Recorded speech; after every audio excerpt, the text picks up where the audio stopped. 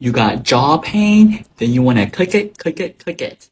So jaw pain, it could be called TMJ. Basically, this joint right here is like if you eat too much, if you talk too much, you eat like a steak, you eat something hard like nuts, and after a while, this jaw is like so painful, you don't even open your mouth. Maybe even creates a headache that goes to the side of your head, right? It's just super painful. And so what you're gonna do is you're gonna go look at your thumb. If you're gonna click your thumb, this joint right here actually corresponds to this joint right here. That's how the beauty of our body. So by finding a tender spot around this thumb joint and then push on it and then click your thumb like this and then open your mouth like this jaw pain will instantly relax and your muscles will just like melt and then the pain will instantly start to reduce, right? So you want to use both thumbs. Don't be picky, right? So make sure you like this post and make sure you follow me here for more of these awesome tips. I had pain in my face and I was just looking at the pain going away. Trigeminal neuralgia is what it was called. The pain is gone. After the first treatment is when I really felt, the relief. And the next two treatments I felt a whole lot better after that, but the first treatment was the one that really did it. Today is going to be another daily power tips, and today Monday we talk about movement, so movement Mondays. And so we're going to talk about a special group of muscles today called the hip flexors.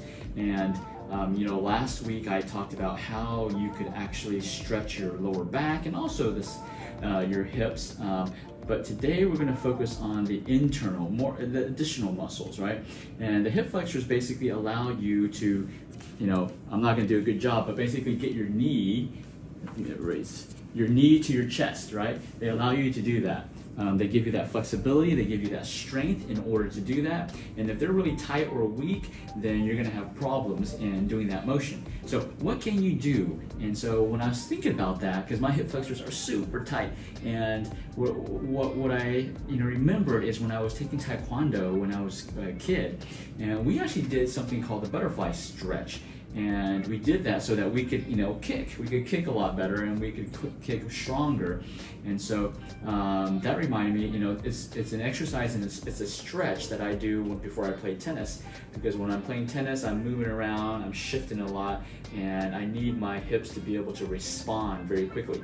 And so this may be familiar for some of y'all, but for some of y'all, it may be brand new. So the hip flexors are a group of muscles that right here that allow your hips to come up to your chest. And so one of the best stretches is called the butterfly stretch. So you want to get your feet together, okay, and put them together. And you can see mine are super tight. You can tell how tight they are based on how high your knees are to the ground. So mine's like super high. So obviously I haven't been stretching, right? So I'm taking this opportunity to hit two birds with one stone. I can stretch and teach at the same time. So basically, you just want to get your feet together and just pull and just relax. You don't have to do anything in the beginning. If you've never done this stretch before, you just need to relax and allow your knees to just fall to the ground. Use gravity, right? Allow gravity, and then stay here for about 30 seconds to 1 minute, and you'll start to see that your knees are lowering down. Okay, your hip flexors are relaxing, and there's advanced ways that you can do. And so when I was in Taekwondo, what they taught us to do was first, just kind of jiggle around, not too much, but just kind of wiggle like a chicken wing, and just wiggle, and that kind of helps loosens things up. Don't go too much, otherwise you might tear something. But just kind of wiggle around. That really helps loosen the tendons and muscles, which will allow you to stretch even more. And you'll notice my knees are already going lower as I stretch them out. And if you're running I would say any type of sports, you definitely want to make sure your hip flexors are loose.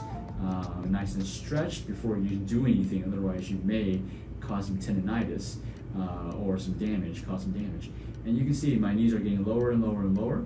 And so I would say you just need to do this, do this for about 2-3 minutes every single day in the morning when you first get up, and just kind of relax and then in the evening also. And then for more advanced people, I'm not advanced right now because I'm super stiff, but when you start getting more advanced, then you start reaching forward, right? Or you can push your feet closer to your body. That also increases, the tension, and it really targets those hips. And so you can also reach forward towards your, past your toes, and that will also give you a nice stretch.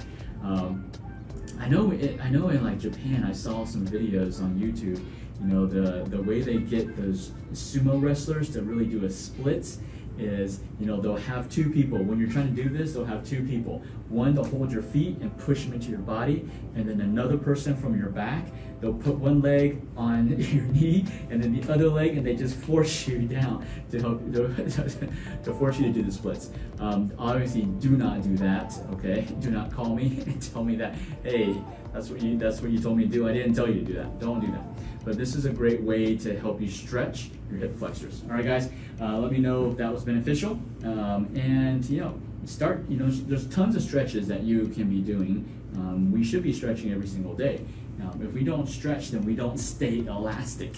And if we don't stay elastic, we are prone to injuries. So if you have hip injuries, if you're prone to hip injuries, knee injuries, actually any type of injury, it's probably because number one, you have weakness in your muscles, or number two, you don't have elasticity, you don't have the flexibility in your tendons and ligaments, all right? So stretching is crucial. It's not a luxury. It's something you have to do every single day, unless you want to be in constant pain, okay? But if you don't, then you got to be stretching every single day. I stretch every single day, not all my muscle groups, but I do make sure I stretch the main ones.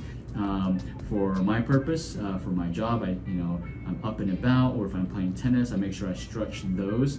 But I should, even for myself, I need to stretch a lot more. Okay, so let me know if this is beneficial, and get a stretching, all right, guys? This is Jimmy Yen from Achieve Integrative Health, and remember, everything in life is achievable.